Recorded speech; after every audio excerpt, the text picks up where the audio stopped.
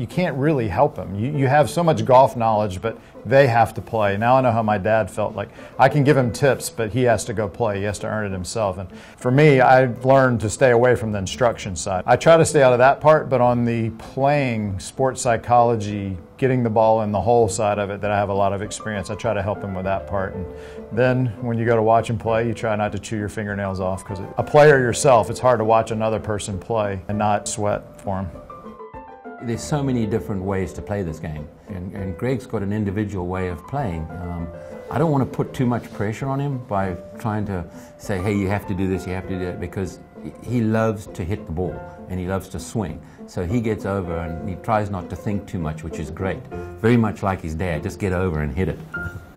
I remember my dad gave me a little saying that I put in my wallet when I was 14 years old. He gave it to me. I want you to put this in your wallet and come back and look at it a few years from now. It's from Mark Twain. He says, when I was 14, I thought my father was the dumbest man in the world. When I was 21, I was amazed at how much the old man had learned in 7 years. There's a lot of wisdom in what Mark Twain said.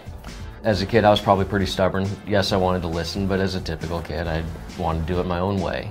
Now, as I've gotten a little older, those things sink in, the lessons sink in. He would tell me something, it's because it's your dad, you don't necessarily listen, and then I'd say, hey Dad, Payne Stewart told me this, Lee Trevino showed me this. I showed you that 6 months ago, I've been trying to get you to do that. What? No, you didn't. Get his blood boiling. My playing partner said, well, what did your dad say to you? And I guess I put my hands up in frustration and said, oh, my dad, he knows nothing about golf.